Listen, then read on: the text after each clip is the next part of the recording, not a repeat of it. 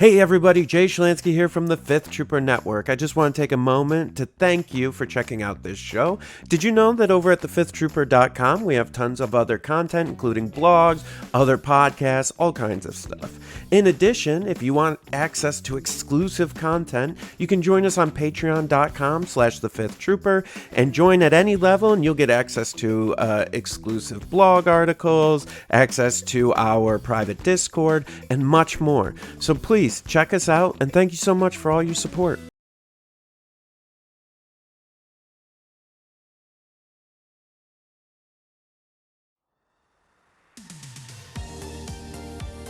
Welcome to the Notorious Scoundrels, a Star Wars Legion podcast bringing you the latest news, general perspective, and competitive discussion. Hello and welcome back to the Notorious Scoundrels podcast. I'm Kyle. I'm here with Mike. Hey, where's Jay?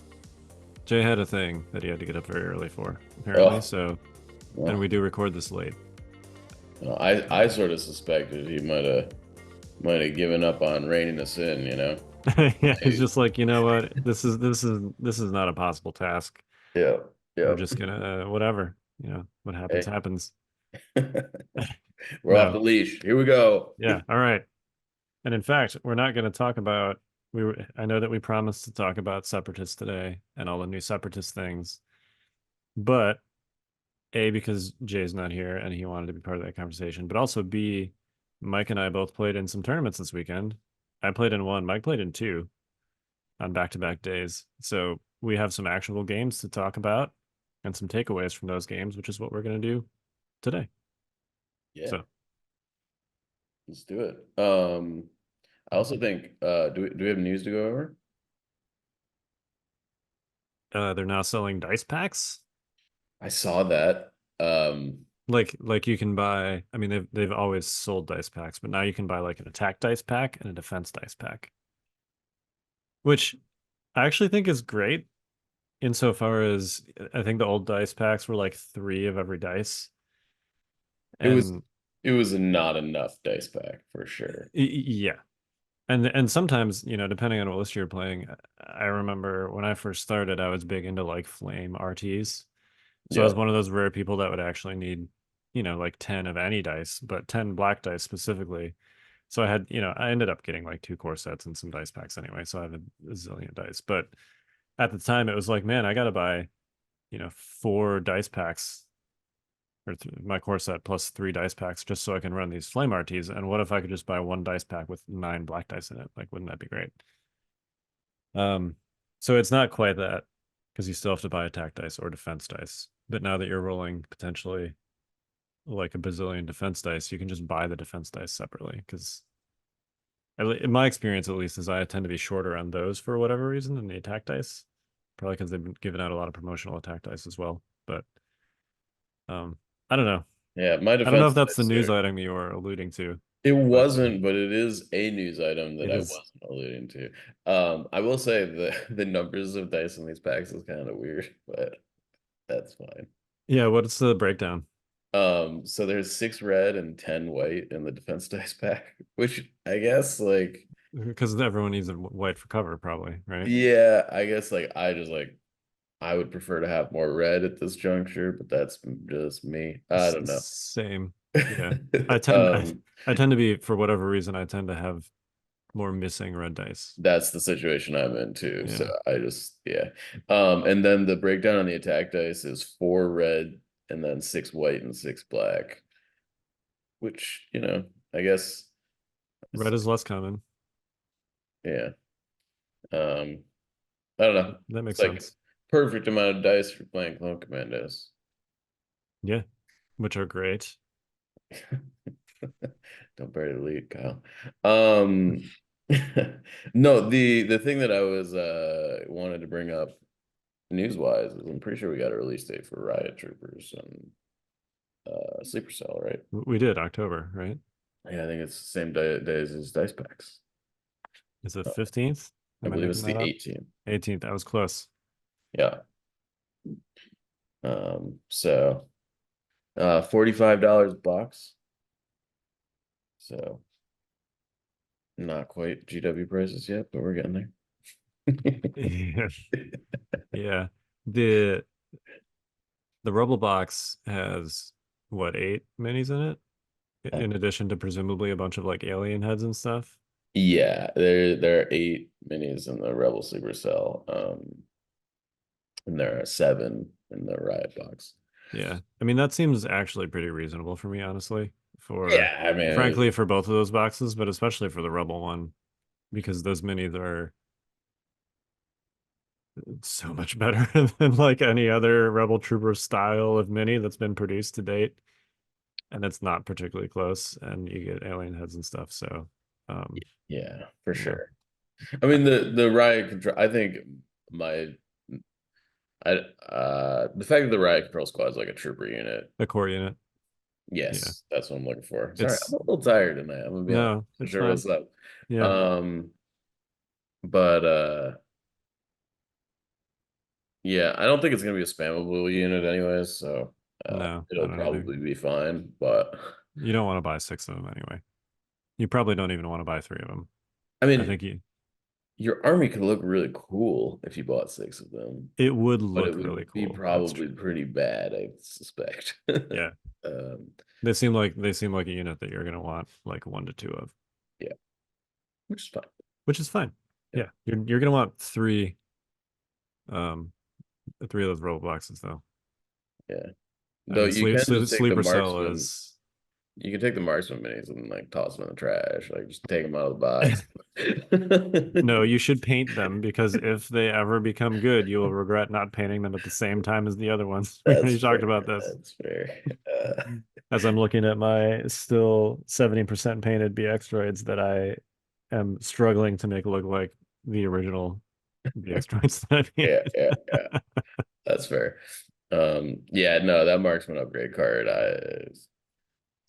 Well, and unfortunately, I think based on the effect, it's either going to be ridiculously expensive for what it does, which is what it is right now, or it's going to be way too good, I think.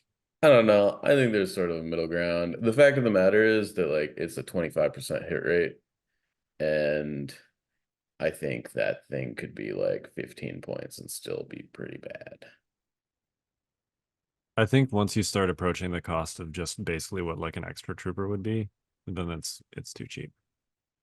Maybe I just like I sort of feel like a 20 like to spend half of a unit's turn taking a 25% chance to do one Sure. Yeah. wound The action cost is big. is just like yeah, it will be like really good like one time, and that one time hope you rolled into the 25 percentile, type situation, but I don't know.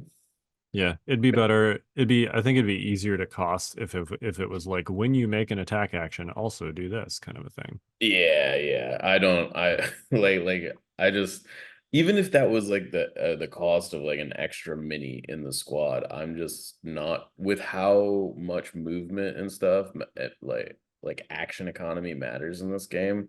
Yeah. Taking like an action off to like do something 25% of the time, I don't know. Yeah, Uh, I mean in a world where arguably the existing snipers are overcosted, then this thing is definitely the snipers that do 2 damage like consistently. yeah. Yeah. Yeah. So Yeah, I'm with you. It's definitely overcosted. I'm wary of. I mean, this goes back to the whole Din and Ban conversation, right? I'm wary of effects that ignore like fundamental game rules. I mean, so I'm I think less wary of that. I think Amban was a specific circumstance. I think Amban's hit rate is really good in Yeah, comparison to like I think Hunter's fine. Like Hunter, and I think these are bad. If these were Hunter for 30 points, I think that would be reasonable. And maybe in that situation, like you just have to make them not be able to target characters or something, like I don't know. Um, yeah. it Although the does whole seem like the like main role of this upgrade is to like bypass backup. Right. That's it. It seems thematically that the purpose is to specifically target characters. Yeah. So yeah, I don't know. It's just an awkward mechanic to make actually costed properly. Yeah, I mean, I think it would be for like 30 points if this hit half the time. I think it's a conversation. It'd be more It's reasonable. still Yeah. an 80-point squad at that point that wants to be in melee. You know, Yeah. Yeah. like I don't know. So Yeah. In both cases, right? yeah, pretty much. I mean, like the Yeah. sleeper cell also wants to get up in their grill. It's not like they want to be spending time sitting in the backfield. That's the Right. problem I have with the arc sniper right now is that the arcs want to be up in their grill. Therefore, like, the fact that you can't pair the arc sniper with the range 3 pool anymore makes it basically obsolete. Um, and I think that gun's way better than these guys, Yeah. Right. like, um, so Yeah. yeah. We'll see. I'm still painting it. Yeah, no, they're dope models. They're undoubtedly sick models, and I'm ready to see security droids walking all over the battlefield. I think that's gonna be great. Yep. Give me flashbacks to Fallen Order. Yo, this thing's PTSD. crap out of Yeah. you. But where's our Cal Kestis, really? That's what the rebels truly need. That's right. That'd be great. I'd be all over that. All right. Should we talk about our weekends? Yeah, let's do it. Let's get in there. We played a lot of Legion this weekend. We did. So I came up to your store on Saturday, Yep. Game Castle in Maryland. College Park. Yeah. Yeah. And I ended up bringing so I I was waffling as usual between like a Palpatine list and a Han list, and then I ended up bringing the Palpatine list, a totally different one. Well, not really that different, but enough different than the one that I was considering. Because you actually kind of inspired me on, I guess it was on Friday. You posted like a Vader Palp list, and I'm like, hey, look at that. That all fits. I was just sort of And putting it in the chat as a meme, and then you brought then I brought it, and it it. was actually pretty good. Uh, I've always wanted to play Vader Palp in the same list. I know that, Dave Grant did it with like 6 activations ages ago at this point. And now it's not that, I mean, look, Dave Grant is a great player. He's one of the best players in the UK. But I think he took that list farther than just about anyone else would have been able to, including me. So uh, I would never have been able to play that list, but I can play this list because you can get up to 10/11 units and like 11 reasonable beefy units too. Yeah. So it's not just, like at 800 points, you'd have to be taking like a bunch of naked things to actually make that happen. Now you can make it happen. And basically it was Vader and Palp.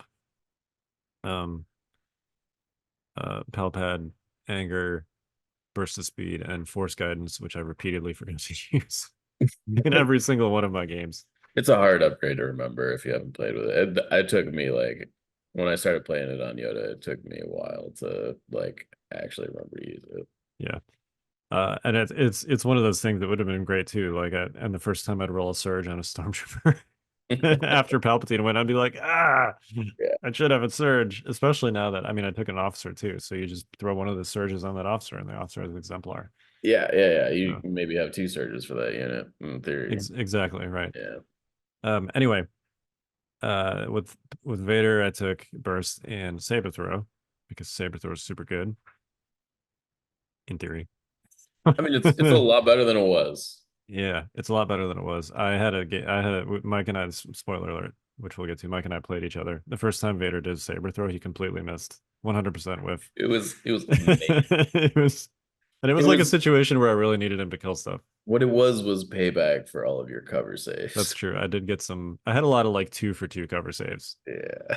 Which, like both feels bad and also is like, oh, okay, I guess that's just what it would have been otherwise normally. Yeah. It's Yeah. yeah. I think new cover is my least favorite part of the new rules because it just feels bad all the time for everybody. It's anyway. Yeah. We don't need to go on that tangent right now. But I also had 6 storms. 4 of them had DLTs. 2 of them had RT 97s, and I had a medic in there. I had IRG with an Electro Staff and Protector, and then I also had DTF 16 Death Troopers for Compel, and then I had an officer. I'm sure people are going to be like, why not Krennic? Krennic's only 10 more points. Andy has Compel. I couldn't find 10 points. I would have loved to, especially because order control was a little bit of an issue in this list, particularly on the turns that Palpatine's cards were played. Yeah. And I think I would probably swap into the fray. I'd into the fray into Nazi Innovator, and I would have probably swapped into the fray for C's. But it'd be even better to have like Krennic and then a comms relay on the Death Troopers, and then you can just do it every turn. Yeah. And But the real thing is you actually need to find like 50 points, but we'll get to that. Yes. And I'm not sure that's reasonable in a double force user list. Yeah, maybe. So, I mean, I guess you could cut a whole unit, but Some of us did. I know you did, but you only took 1 force user. Yeah. So anyway, yeah, it fit. It was very good. I lost. Mike and I played each other in the last game. We can talk about our game in a minute, but I do want to talk about my first 2 games because it was kind of my first experience using Palp really since his heyday back in like 2019, 2020, where I was awesome with him. So, by the way, Mike, that was the first time I've lost a tournament game with Palp. Ever? Ever. Oh, buddy. Yeah. Anyway, yeah, my first game was against Josh from the Capos. Other Josh. There are 2 Joshes in the Capos. So, the Josh that plays clones. Let's put it that way. Yeah. And he was running Anakin and clones. I ended up. He was running the like beefy 5s unit. With the shotgun. Yeah, 5s with the shotgun and the extra clone troopers, which is like a 12 wound unit with like. Yeah, I think it's 11. Well, 5s is 2 wounds. Oh, because of the heavy weapon. Yeah, no, it is. And you have a heavy, yeah. and you have 9 extra clones. So it's a 12 wound unit that throws 14 dice. With Pierce. Yeah. It's also like 170 points. It's more expensive than Bad Batch for sure. Yeah. But anyway, basically I used to give into your anger on that unit on turn 2. Yeah. Which was amazing because he was trying to set up like a late turn slap with that unit, and if he needed to do it on that turn, he would have had to basically just expose it to my entire army, including Vader and Palpatine. So he ended up essentially passing with them, and then I had like a free turn where that unit wasn't threatening. So we can talk about how I should have done that game. And that kind of really set out the rest of the game. I ended up basically killing that unit with Vader. Palpatine zapped Anakin. Originally it was just to like immobilize him so he couldn't score the middle, but I ended up not getting any deflect wounds back, so I just kept zapping him. Oh, and then he died. Sounds like you got lucky based on how our game went. Yes. I mean, the expectation is you should suffer at least 1 deflect wound zapping him twice there. Yeah. But I didn't. So he killed Anakin, and that was basically it for the clones. But it was I mean, we ended up playing all 5 turns. I think around turn 3 it was kind of an uphill. I've noticed that thing is really snowball. Like, I mean, technically my first 2 games were both 5 turns, but it was like a situation where it snowballs after turn 3. You can usually tell. Yeah, I mean, it's either like at the end of turn 3, it's like the game is just completely over, or it's going to be tight until the end of 5. Is kind of how I feel about it. Yeah. At this point. Yep. So anyway, that was my first game. Josh is a great opponent. That was the first time actually that I've played him in a tournament. My second game was also against clones. He also had this was Michael from Curio, he also had the ginormous 5 shotgun unit, and he had Bad Batch instead of Anakin, basically. So he got kind of aggressive with Bad Batch. I was taking a bunch of standbys on my storms because he was holding Bad Batch till late, and he played the Bad Batch 3 pip. So I knew that he was going to be able to just teleport it across the board basically and choose his target. So I took a bunch of standbys with my storms. When he moved over the Bad Batch, I just backed up out of range 2. And then I engaged him with Vader, which it took like 3 turns for Vader to kill them because impervious. Yeah. And they have a lot of wounds. But it definitely was a situation where I was kind of able to just neutralize Bad Batch.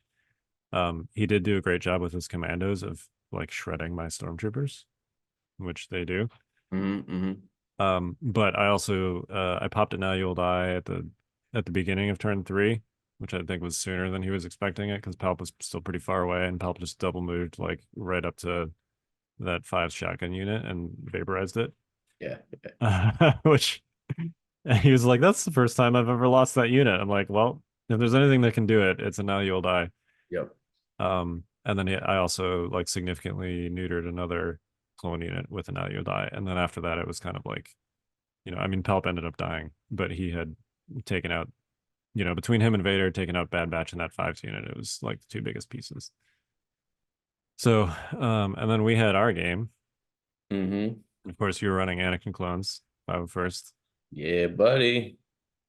We had this really awkward ginormous pyramid thing that we actually had to move also to accommodate a point of interest. We had to move it like 6 inches because we had to move it a lot. Yeah. So it ended up being basically we played Close the Pocket, and it was like right between the 2 of the points of interests. We were like, on opposite sides of the building with their like backs against the wall, kind of like peeking around the corner. Yeah. Yeah. So that was a little awkward for me because you had so many ARC troopers, and my only melee unit basically was Vader. Yeah. I mean, I had the Royal Guard, but they're more to soak wounds than actually kill things. Which they're really not that good at anymore. It used to be like a premier melee unit, and they ended up getting into like a punch fight with one of your ARC trooper units, and they lost. Yeah, they lost that punch fight. That's the benefit of the Anakin 501st list, right? Like you have in my list, like 7 of the 10 units throw like really excellent dice in melee. Yeah. Like so. Yeah. Anyway, I did not play Given Your Anger on turn 2 on Anakin like I should have. Yeah. And Anakin was basically able to bury himself in my stormtroopers. And you had force push and I didn't, so I wasn't able to get him out, basically. I was never able to attack him with anything except stormtroopers. You and Now You'll Die him. Sorry, yes, like, eventually I did. Like turn 4 or something. But that's also like, if that's your solution for killing a force user, that's not good. Because as we discussed earlier, I got kind of lucky not suffering a deflect wound with Palpatine on that. And anytime you suffer a wound on Palpatine, obviously it's like 1 less attack that you make. So if you're trying to kill something and suffering wounds back at the same time for free, it's bad. Well, I mean, and Now You'll Die killed Palp instead of Anakin, so like yeah. I mean, I think Anakin took 5 wounds, so I guess you could view it as like they both did 5 wounds to each other, but that's still not a good trade. Yeah. And then I ended up not killing Anakin. Yes. Because he had force push. Yeah. I mean, I think I shot him like with my 1 remaining storm unit, and he just saved out of it. And it's like, okay. Yeah. And actually going back in time, I actually think I forgot about backup. Which time? When you were shooting him in right there, I actually think backup would have triggered. Oh, with the storms? Yeah. You don't think I was close enough? No, I don't. Okay. Because they were way back, and I had 2 core units that were like literally right there in melee with Vader. Yeah. Not that it was like a huge deal, but I'm pretty sure. Although they might have been suppressed because I had also played Master of Evil. Yeah, so maybe that wouldn't have mattered. I had gone through like 2 or 3 turns of Indomitable rally rolls at that point. That's true. Anyway, it didn't matter because Anakin didn't die. Yes, yeah, it was irrelevant. I backup is one of those things that I've played a lot of games, and I think I've triggered it like once, and I'm sure that I've missed opportunities to be like, hey, I'm backupping my guy, because I just like don't remember it. It also just doesn't trigger a lot because you're so close. Yes, and that's why I'm having a hard time remembering it, because it's like there's like a range band restriction in addition to like all the other stuff. Yeah. Anyway, Vader didn't kill enough. I mean, Vader survived too, but he just didn't do enough by himself, and you won that game pretty handily. So, Yeah, I um, definitely think that game just came down to force push, frankly, and the given deer anger play on turn two. yeah, I think if I had done Give Into Your Anger, that would have given me enough breathing room where I could have zapped some clones instead of having to use Use an it on IU it. die on Anakin, and then Yeah. it would have been just Anakin by himself basically against everything. I do. Which, maybe he could still match that. I don't know. I do think that given your anger with the way the new game works is a lot stronger than it used to be. Like, don't get me wrong, it was probably his best command card before. I mean, it's always been one of the best command cards in the game. Yeah, but I actually think that it's like with how spread out the battlefield can be now, the fact that you can give into your anger something that there's a lot of like I am intentionally waiting to move forward on turns 2 and 3, and like you can't spare units to like double tap points sometimes. Like there's really I have one unit, it is dedicated to doing this thing, and if it gets screwed up, like your entire plan is like out the window. um Yeah, and it's usually pretty obvious which unit that one is. yes. Yeah. I actually had a situation that I want to talk about in one of my games yesterday that was kind of like puzzle box unlocked for me a little bit as to how the game works, but we can get to that in a bit. Yeah. Anyway, broad takeaways on the list. It was fun. It was more effective than I thought it would be. I feel like it's in terms of uh, like forgiveness of mistakes Hmm. and just raw beef. It's still not close to clones. Um, Those are and really good. Yeah. I think if I were to try and run something similar again, I would just run like Yoda Anakin with commandos and clone infantry, basically. And I think it would probably just be better. And you can still get to 10 units that way. You can. So 10 like reasonable units too. I mean, you can take Yoda and Anakin with upgrades. You can take like 5 clone infantry with Z6s, and then you can still take 3 clone commandos. There's no force So push there is no force push. Yeah. there. I suspect that is actually I think force push you heard it here first, folks, but I'm staking my claim on force push too cheap. So I was thinking about this. I don't think I would say that simply because I feel like this is entirely a conversation about Anakin. Um, I think there is a group of force users that fit that description, but Anakin is definitely the one that is the best. Here's why. Here's why I say that. So I think there are 2 force users in the game that can just basically kill everything by themselves. One of them is Anakin. The other one is Vader. Yep. Vader can take choke, which serves like probably 60% of the purpose of force push. Um, at least from an offensive perspective, Yes. right? In that it's very common for Vader to just get left with like a single unit in melee with him, and then he just chokes it and moves on, basically. Um, Clearly, it does not serve the defensive purpose of getting a force user out of your lands. However, unless that force user is Anakin or Vader, I guess I'm just like not that concerned about it. I would say that our game our game I had a couple games where I just like was able to like blender people with force push, but I actually think that force push just like you kind of like move over to a point, and particularly since all force users are running burst of speed, like you burst of speed towards one point, push a unit off it, and then burst of speed into another point, kill something, and like you can actually like swing 2 points with force push pretty heavily that way. Um, In theory, I think our game was the only one where I actually had points that were contested by a difference of 1 unit. hmm. Um, I feel like in my other games so far, it's been pretty Like, yeah, it seems like it should just be old KP every turn, basically. But it's at least my experience has been that it's far less common for, either a point is like 1-0 on the other side of the map, Yep. and you're not close enough to deal with it anyway, or it's a giant chaotic mob fest and it ends up being like 6-3 or something. Because somebody is just snowballing the other person. And in those cases, force push would not have made a scoring difference. Yeah, I think it definitely, like, I've been playing a lot of Recover the Research and Shifting Priorities, and those ones really force you to spread out. And I think those ones you are uniquely going to have only like one or two guys on each point, except like maybe the middle one. Yeah, potentially.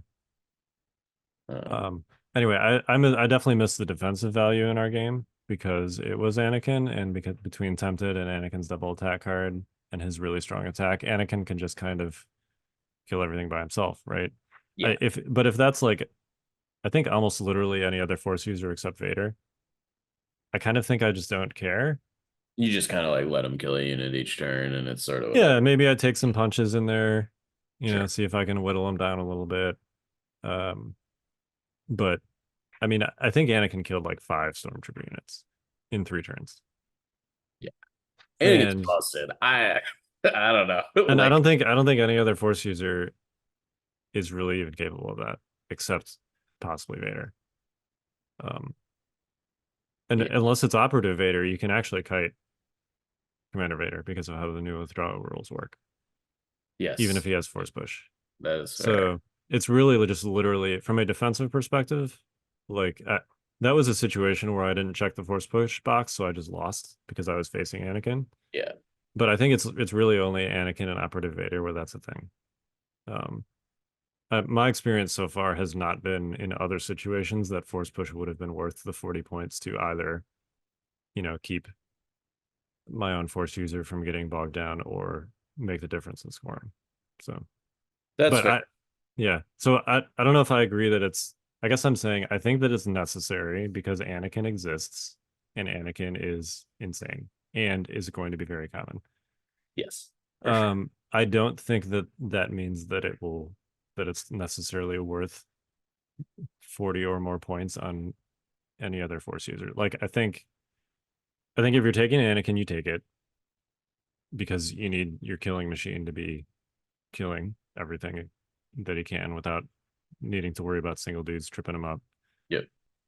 Um, I think if you are running another force user, which I think personally I wouldn't, unless it's Vader, I think you need to take it to deal with Anakin, or you just need like a critical mass of units that have really good melee profiles. Yeah, for sure. Part But of part of my problem is I'm used to like old storms that don't suck in melee. So I'm looking at my list and I'm like, yeah, I got Vader, I got Pelp, I got a bunch of storms and some IRG. Like I can handle melee stuff. I'll But punch him storms a are couple times. storms are hot garbage now in melee. So Yeah. and I could never get my IRG in there because you kept bubble wrapping with storms.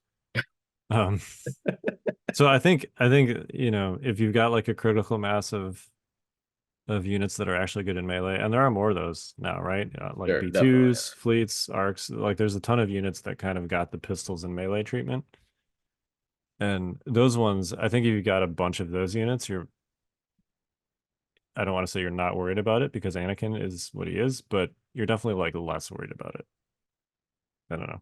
I don't know if that all makes sense. Yeah, I think we'll see. I definitely think we're in a position now where I kind of hope Force Push is like really the first example, but like Force Push is not worth 40 points for a unit without Master of the Force, right? Like Right. that's just like Which is a significant portion of Force users. which is like a significant portion of Force users, and as they continue to print them, like I don't know, like Cal Kestis isn't going to have Master of the Force, Right. right? Like as Ezra Bridger won't have Master of the Force. Right. Maybe Kanan will, or whatever.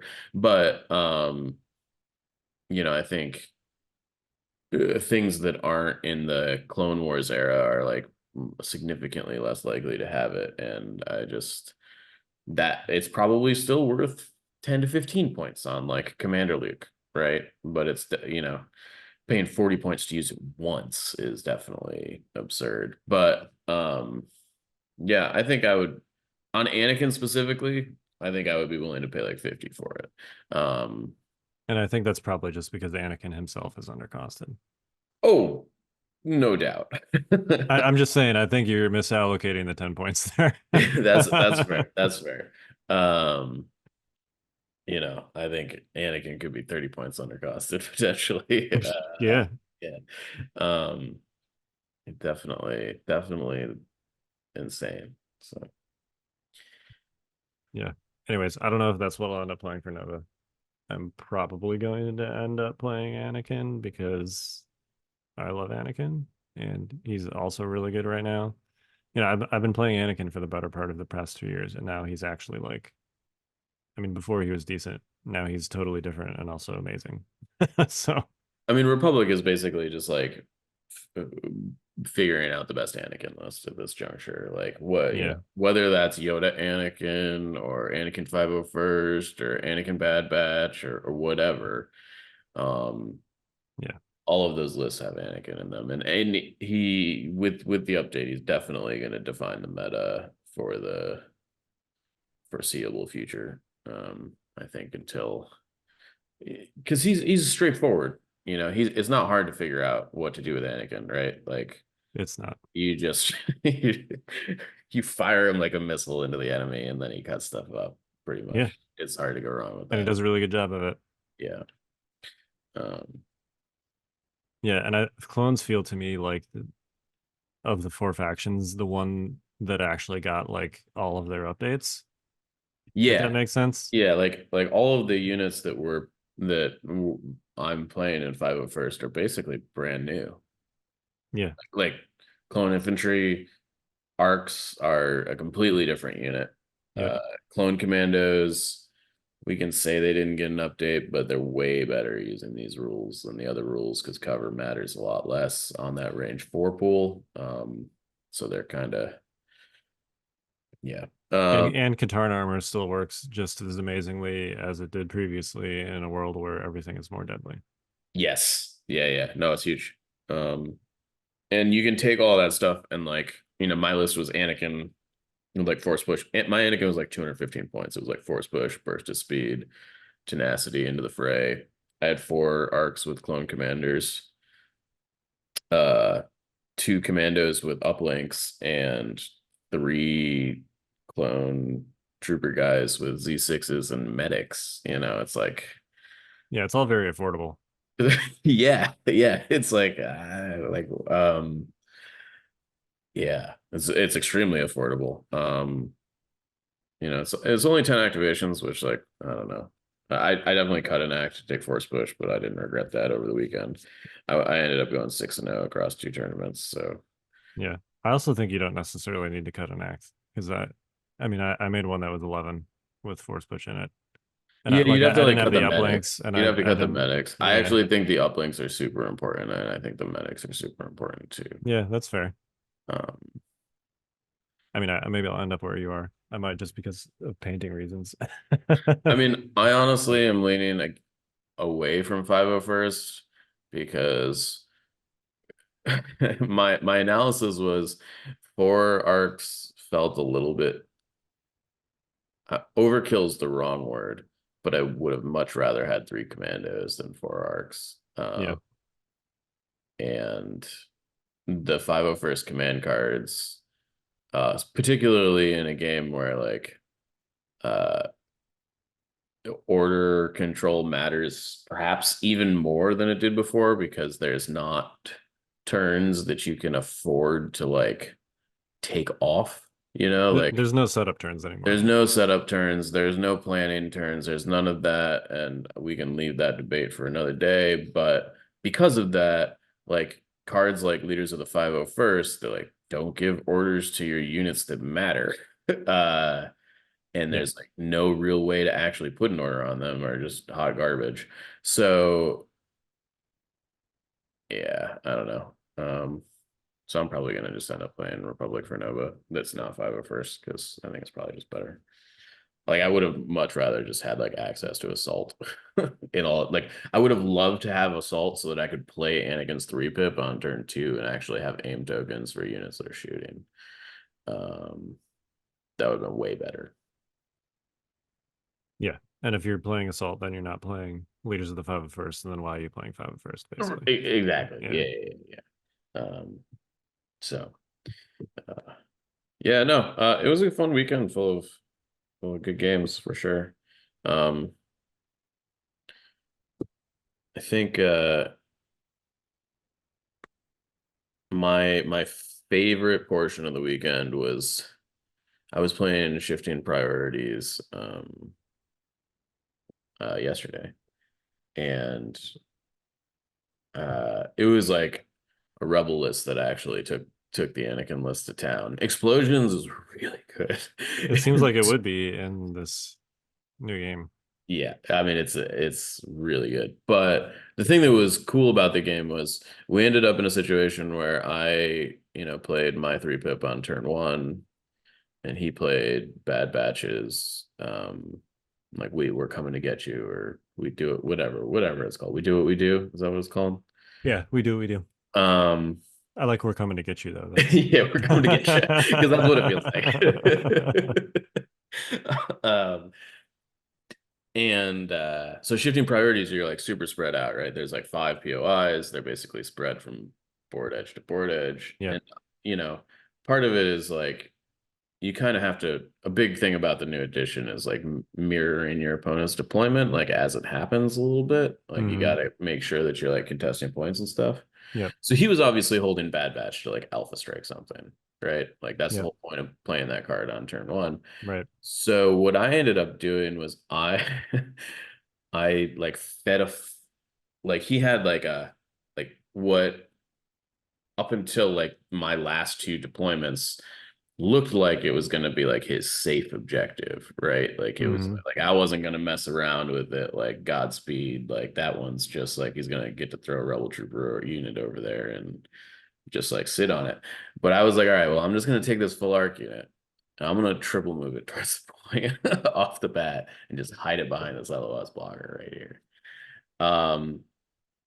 Because it ended up forcing him to deploy Bad Batch to engage it. And then Bad Batch ended up being the only unit over there. And then I just moved that objective over the table edge. So either Bad Batch had to like sit babysitting a point where they couldn't shoot anything all game, or he had to give it up. And like I essentially spent 80 points I spent 80 points to either neutralize Bad Batch by not killing them, or I spent 80 points and he's like down a victory point every turn. Yeah, which you can't really afford to do. Which you can't really afford to do, right? So I think and one of the things was like up until that point in the new edition, it's like been like, oh, you should save your best activations for last. But then sometimes you get caught up in a situation like that where like you got like a rebel trooper unit left and Bad Batch because you've been like postponing stuff. And then all of a sudden, like there's a unit over on your safe point that the rebel trooper unit can't handle, Yep. and all of a sudden you're like, now I gotta do this thing that I don't want to do. I don't know. It ended up mattering a lot.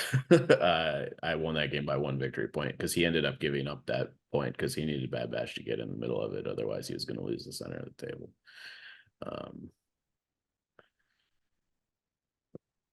So Yeah, shifting priorities is a really weird objective in that regard. it's really cool. I played a lot of games so far. That was the first time I played shifting priorities, and I had an opportunity to ban it, and I like didn't because I was like, I actually have to learn how to play this objective. Yeah. And there's some like gnarly stuff you can do to your opponent to like just like take their like units out of the mission, basically, if you want to. Which is kind of cool. It definitely, I think shifting priorities and recover the research are my favorite missions so far. I think the missions are way more interesting when there's a high number of POIs in play. Yeah, the ones where it's just like 3 It's just or 4. It's like shove your shit in the center of the table. We'll shoot each other, and Right. yeah, the other ones are like actually interesting. So hopefully, hopefully they'll get that feedback over the course of the next year and make more objectives with higher numbers of POIs, because that definitely those have been the fun games, I would say. Yeah. Um, Yeah, it definitely feels less like the, just kind of headbutt each other until somebody falls over kind of situations that some of the other missions can devolve into. yeah. Um, I also like so they've talked a lot about Turn Zero and like how they like are aiming to like accomplish goals of like it being more fair and even, and I'm not sure we've achieved that. Okay, go on. um, like I'm not gonna claim the system is good or bad, because I think there's a lot of good things about the system, as far as like I think it's like fresh and that sort of thing, but it definitely has not achieved anything close to a more fair system. In fact, I think that this system is probably going to lead to more games where you feel like you can't do anything than the previous system we had. And the reason I say that is like if you are a red player, like as in you lose the die roll, Yep. like you can just like with 100% certainty make sure you are playing your mission deck. Um, Yes. and if you have done something like skewed for like breakthrough, and what's the other one? There's two that are like I guess Intel, the Intel one. Where there's 2 points that are on like wildly different Like parts of the opposite map. sides of the Yeah. table. You can really skew your list to play those objectives, and lists that can't play those objectives do lose on the spot. Like they actually just lose the game. And I don't know. In the old version, you at least could be like, oh, well, there's a couple missions here I can't play, but at least I can know I can ban. Right. You know, You like you were never forced to play a mission that you didn't want to. yeah, it feels like we're like they're like, okay, we've got a new system, and now we're back to like turn three battle card flips where the blue player can just like force stuff. Um, The except in three this card flop. version, it's Yeah. the red player they can force stuff, you Yeah. know. And they have a much higher chance of being able to do it, right? And under the old three Yes. card flop, the card you wanted had to basically end up in the last slot. Yeah, yeah. Um, And you can also just like replace your like you get a couple bites at the apple kind of if you want, you know, I don't know. And there's also some secondaries that are absolutely like if you don't have a force user, like recon missions like really hard. yeah. Um Also something force push is like quite excellent in making sure you succeed at scoring. You know, if you the destroy the enemy base one is like uh I'm not sure it's like super hard per se, but it is like very skewable. Um and there's just a bunch of those that I think that I don't know. I guess it'll bear out, but my suspicion right now is that these objectives might be more like if we're counting for fair factor, Mhm. which like whatever. Um, I suspect that this process right now, because of how the actual process works, not the like I think the missions overall are like they're like pretty good. They're on average like way more fair than the old missions. Like there's nothing like bombing run where if you don't have They're, like speeder bikes, you're just screwed. they're You know, they're like definitely more. They're all built to be contested, like to the point where you can succeed with any mix of units in yeah, theory, because they're all fairly homogenous, right? They're all obviously the points, the number and quantity and location of the POIs changes in ways that are important, but ultimately like any unit can score a POI, right? Because they're all area control objectives. yeah. Whereas yeah, in the previous system, the individual battle cards could definitely skew more towards specific builds and lists, but you had much more control over excuse me, as a player, you had much more control over the process with respect to avoiding things that you wanted to avoid. Whereas in Yeah, this one, you can kind of just randomly get slapped with something that you just really don't want to play. And that there's wasn't also possible under the old system. there's also no way to mitigate the damage in that, like, okay, you like flip your cards and you're like, well, we're gonna get stuck on that objective, but at least I can like set up the deployment zone so I'm not like completely screwed, right? Right, Like, exactly. and Yeah. there's none of that in the new system. It's just like, nope, this is what we're playing, this is the deployment zone, and this is what's happening. Because the advantages are like, they're nowhere near conditions in level of strength and power.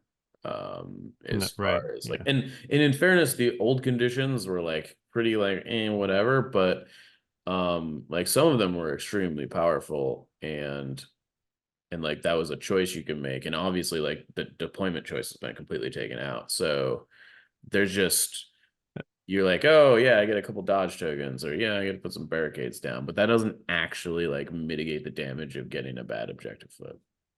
Right. And the deployments being taken out in particular, I mean, deployments had a huge impact on how the game played and how your list functioned and could themselves like so yeah, I think I know people complained a lot with the old turn zero process about like, well, you can just randomly, not randomly, you can just be in a situation where you probably are just going to lose the game before the game starts.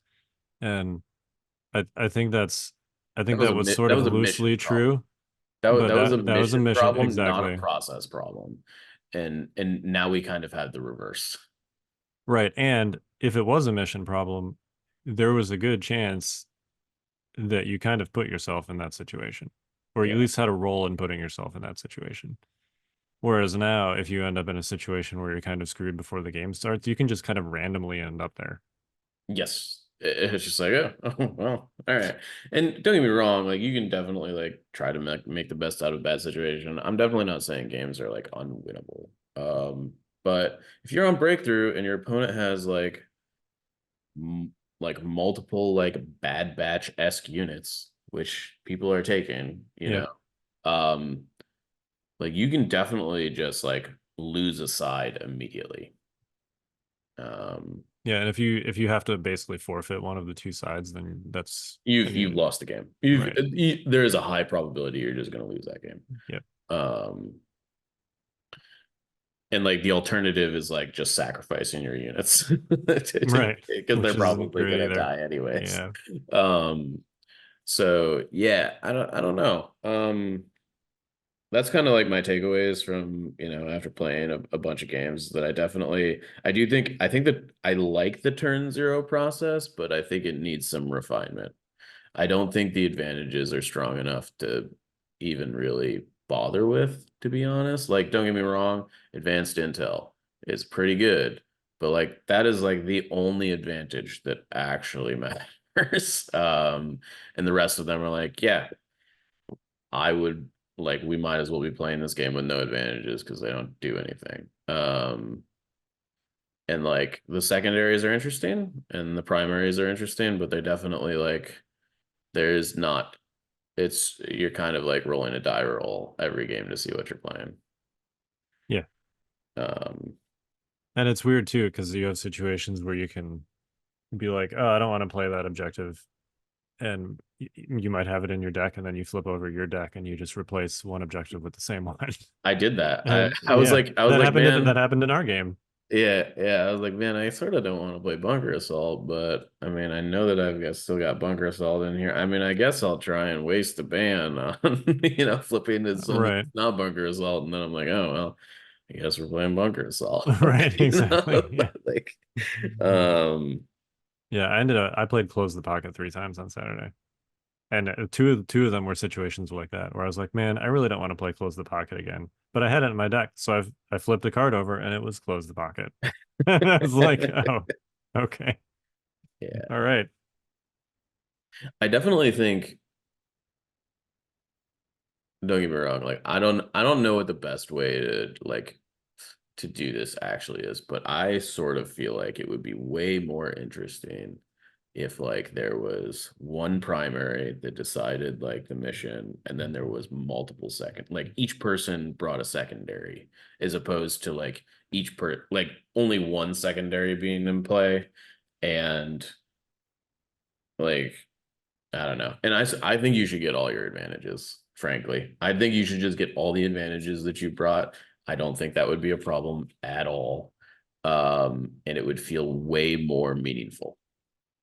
Yeah, unless they're going to make each advantage individually more impactful. Sure. Yeah, definitely. But like, um, some barricades, some dodge choke, and it would also make the ability to bring like ordnance and strafing run, and what's the other one that we don't ever play? The Uh, one that gives you prepared positions. Prepared positions. That's the Yeah. one.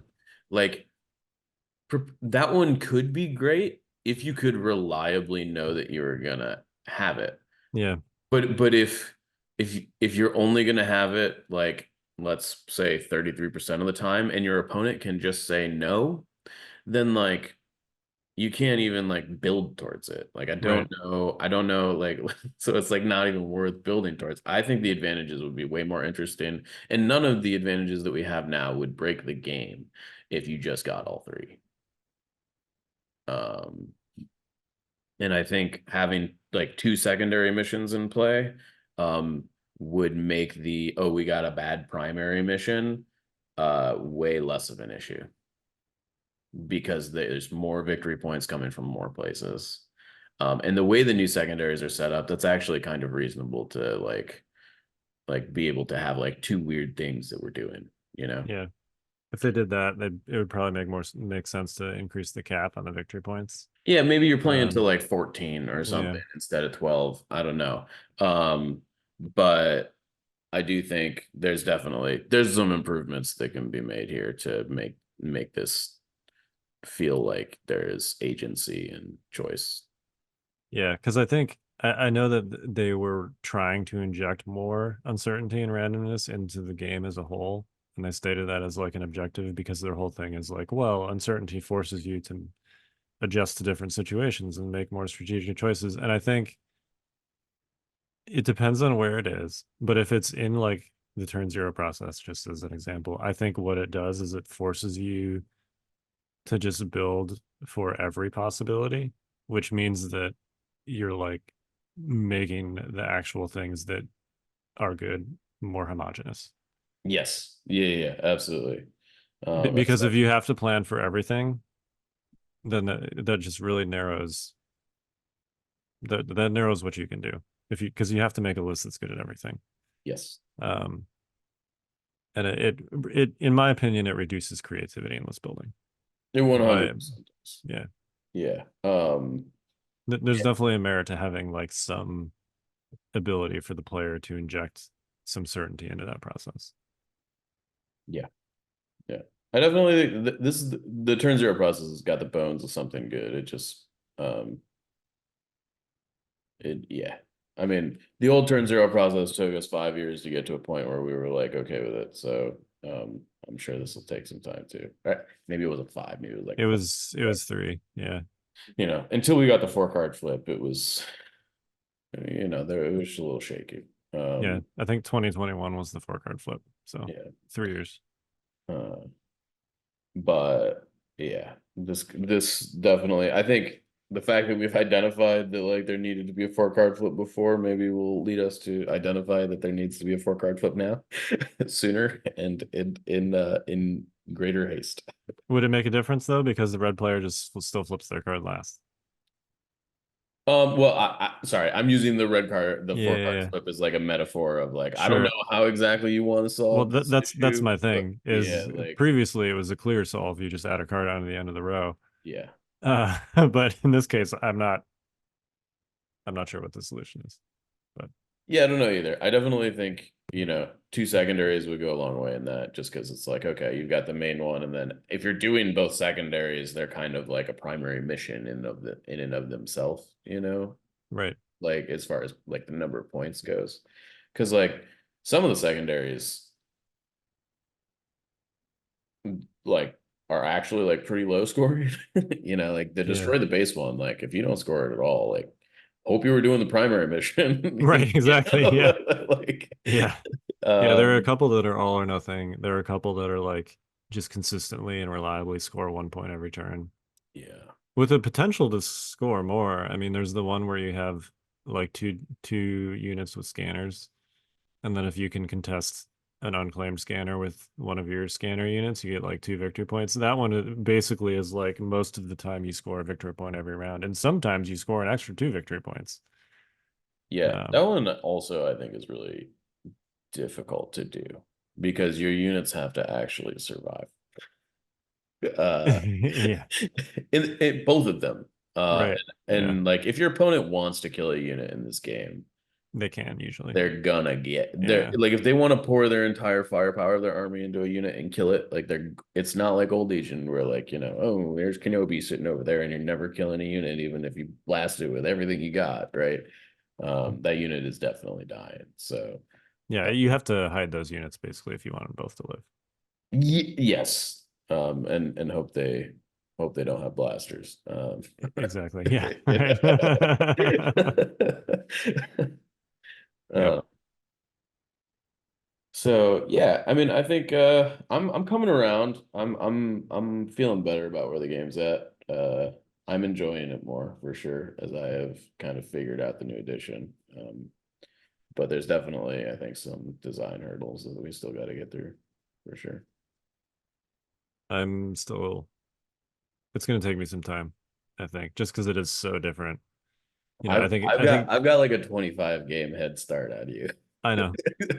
Like so just you know it'll come, Kyle, I promise. Yeah. And like I've been doing fine. I mean, but uh, it's, yeah, it's just, it's a different kind of fun, Yeah. which is fine. But yeah, Uh, what what is your favorite part of the game so far? of the new edition. Yeah. I think it's probably the unit reworks. Okay. I feel like there's I'm waffling again, right? I'm in a Sure. I situation mean, where I'm like, you've I've got always been waffling. We've been like, you know what the best list is this, and you're like still in waffle mode, you know? sure, but I feel like then I was just kind of like the lead up to Worlds is a good example where I was like, all right, I'm probably gonna play this thing, but just to be thorough, I'm gonna try these 5 other things. Sure. Uh, and that's a little bit of a different situation than like I'm gonna try these 6 things because I'm not sure which one of them is good. You know, Yeah. So I think my favorite part about the new edition is simply that everything is new. So it's a new puzzle to solve. Um, we'll see if that puzzle, like I enjoyed the old puzzle for 6 years and I was still enjoying it, a month ago. So we'll see if God. we'll yeah, we'll see if the new puzzle has that kind of staying power for me, but it is a new puzzle. Yeah. That's So fair. Um, I'm not sure if that really answers your question. it doesn't really, but that's okay. No, Um, I really like where they went with a lot of the unit reworks. the new units are the unit reworks make those units far more interesting for sure. And honestly, there's some old units that so I played against Hans Sabine yesterday. I'm convinced that is the backbone of whatever Rebels is now. It's Huntsman. It starts there. Han is great. Han is great, and Explosions is busted in the new mission format. You cannot avoid it. Yeah. Um, You just have to eat it, you basically. have to eat it. Which means it's insane because anytime you had to eat an Explosions, it like generally decided the game, you know. Right. Yeah. So like uh yeah. Um yeah, they and that's only what, like 250 points if you're taking like Dark Saber Not even. stuff. I mean, that's if you're taking Darksaber, and I'm not sure you need to be taking Darksaber. So Yeah, I mean, I think losing an action on Sabine is still like probably bad enough to like probably warrant the however many points Darksaber is these It's days. 15. Yeah. Yeah. Dauntless still really good, particularly when like, you know, heaven forbid they get a hold of your Sabine with like a Death Trooper unit and suppress it, or a Range Trooper unit Yeah. and suppress it, and then you can't do your explosions because you're too far away, you know. That would be bad. That would be bad.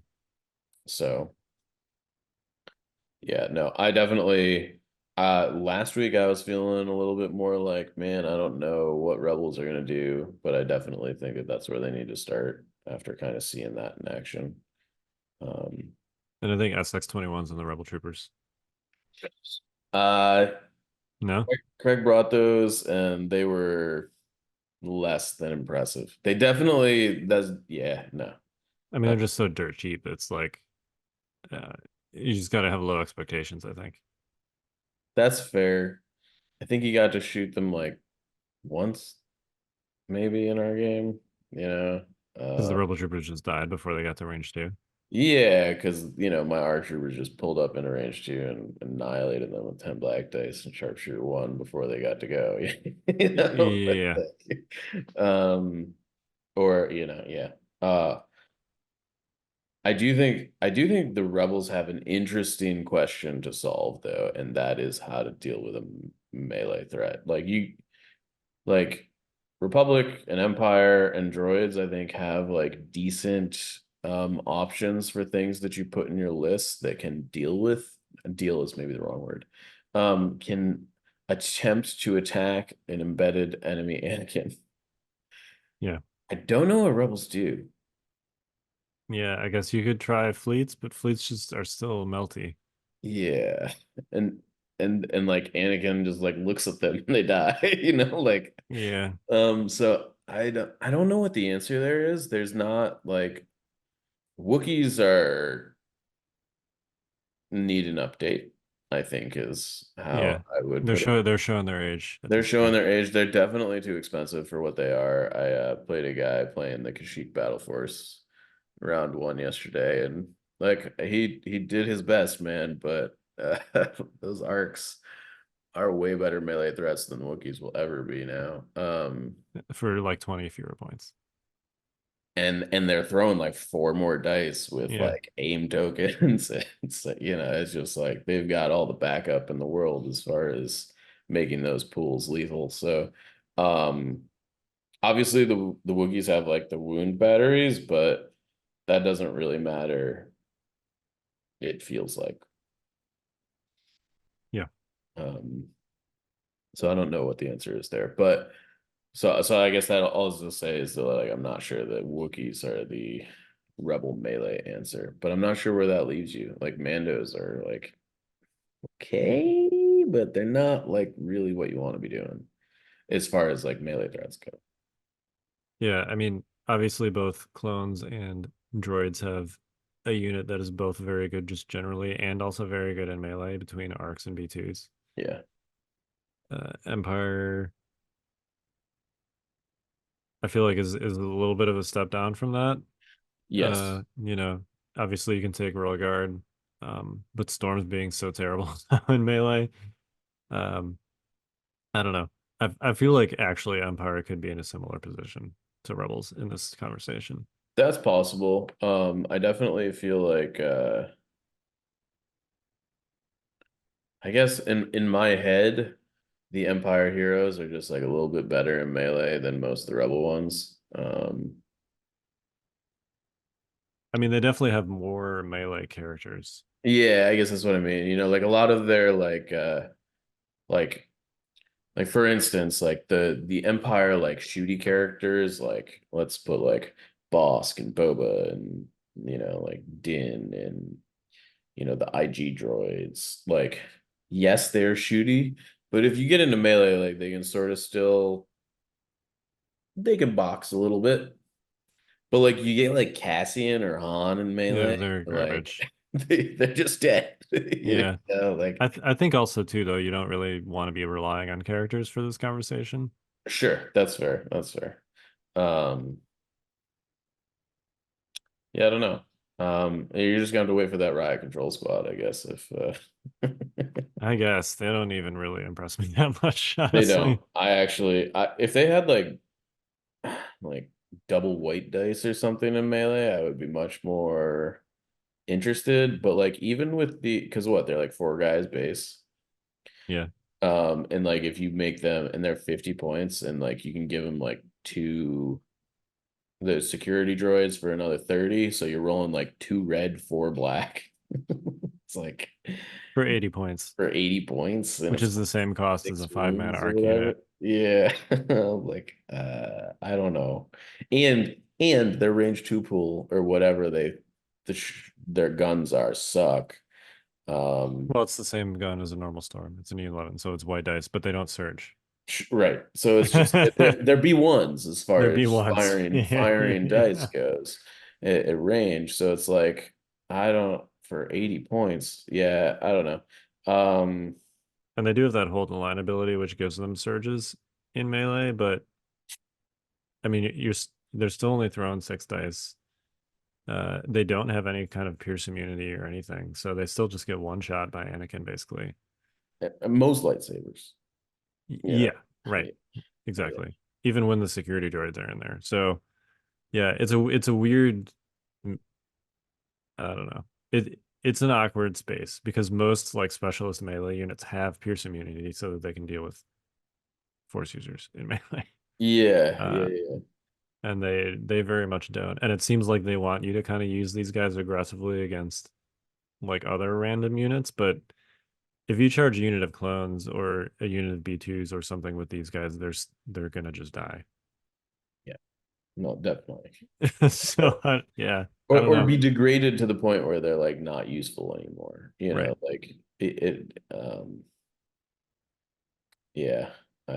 My full arcs have just been running around and like they'll like hit a force user on the charge and just immediately kill it. Um, Yeah. it's sorry, Saj.